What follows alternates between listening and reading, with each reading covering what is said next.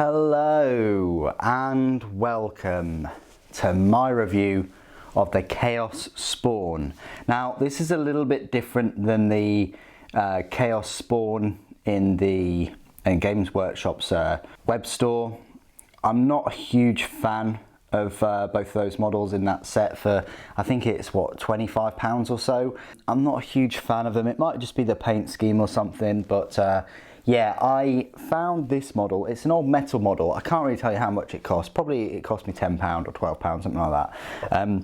But I found this model in amongst my old Chaos Warhammer army from 14-15 years ago, and that's when I started to get into just a normal Warhammer game, but I didn't really take off for me, and I got more into sort of video games and things back then.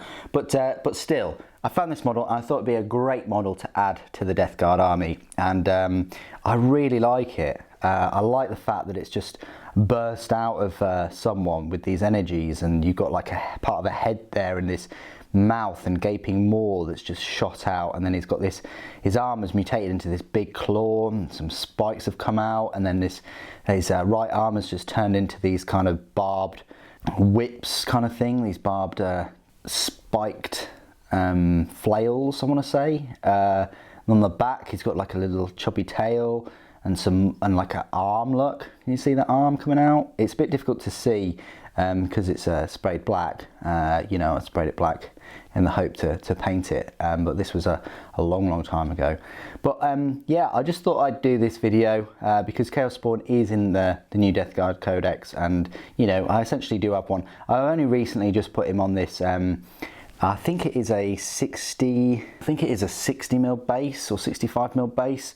He probably would look better on a 50mm, but I'm going to put things on the base itself. I know that the Chaos Spawn models come on 50mm bases, but you know, I'm just not willing to, you know, pay £3 for some bases at the moment, and I don't have any 50mm bases spare. So, but I do have a few of these, so I'll put him on this base, and I want him to be part of the Death Guard army. You'll see him with the Death Guard army when I do my typical Death Guard army, Nurgle army kind of thing so far video, which I'll try and get to you. It should be coming very soon. I try and get all the models I want for a particular army before I do that video. But yeah, this Chaos Spawn, let's have a look at some size comparisons then. So he is quite a small model. When I mean small, he's not very high compared to a Space Marine. I mean, a Space Marine is sort of, yeah, look, head height, I suppose, compared to a Primaris.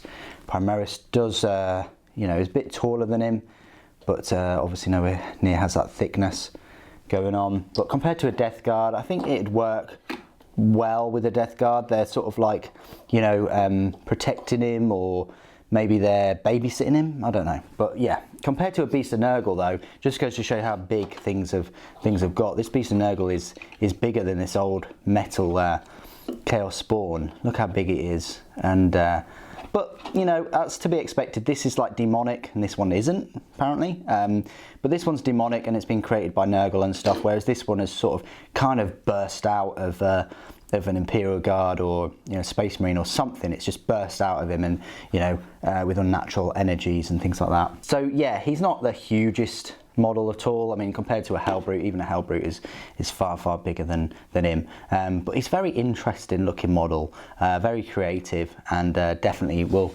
work well with the Death Guard army I'm building. Okay, so size comparisons over.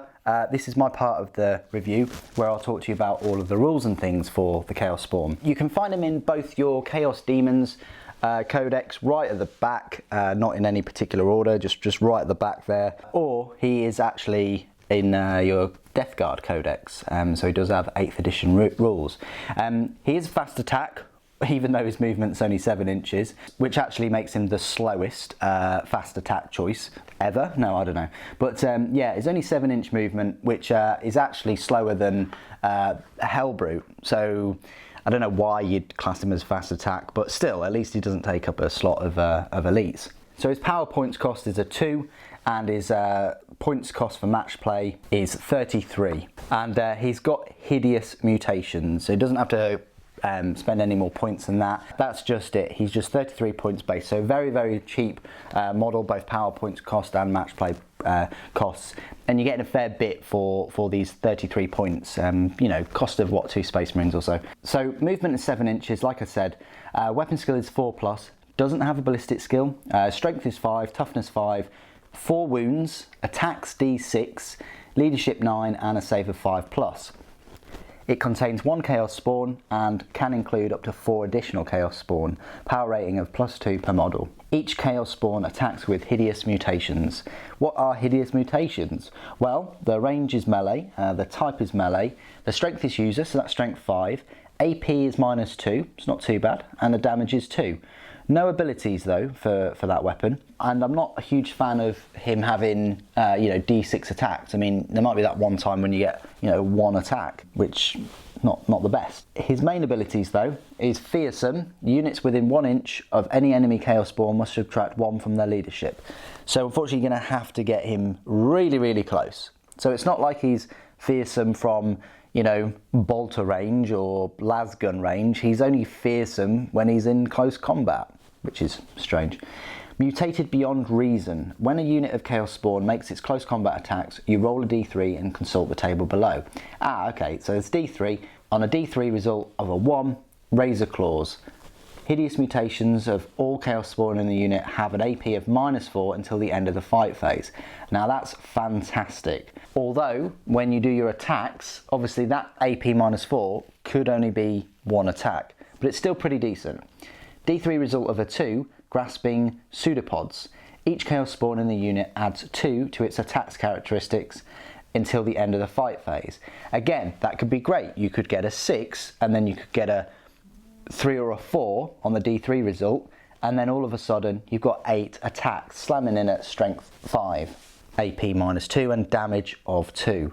A D3 result of a 3, Toxic Hemorrhage. You can re-roll failed wound rolls for this unit until the end of the fight phase. You know, it's got this 2 toughness 5 and 4 wounds, and save of 5+, re-rolling them would be pretty good, because his save isn't the best. So its keywords is Chaos, Nurgle, Heretic, Astartes, Death Guard, Beast and Chaos Spawn. And that's all of his stat line. He's an alright model in terms of rules wise. You know, he's very cheap. You can have 4 more of them, so you can have 5 of them, and then that would be 20 wounds.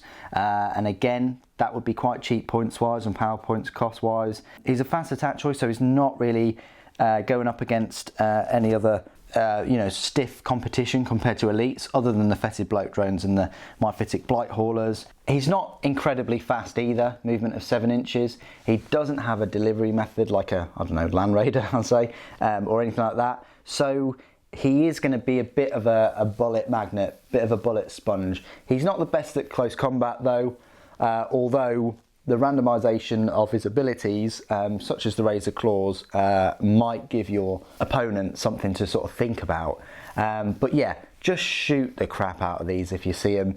Obviously there are higher priority targets, you know, toughness 5. If you target him with heavy bolters or anything like that, he's going to go down, especially weight of fire with that save of 5+. He doesn't have some of the better abilities that like other Death Guard units have, such as Disgustingly Resilient, where you can ignore wounds. That would have been a good ability to have, or even Demonic. It's odd that he doesn't have Demonic, you know, whereas a Blight Hauler does, and so do Plague Drones.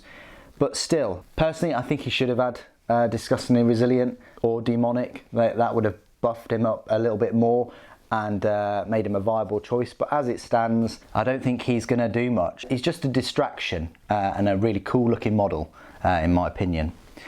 Anyway, what do you guys think? Do you think I'm totally wrong? Do you always run a pack of 5 Chaos Spawn and run them 7 inches a turn at your enemy as fast as possible? And then you really enjoy that randomization of their number of attacks and their you know, their abilities that happen in the fight phase.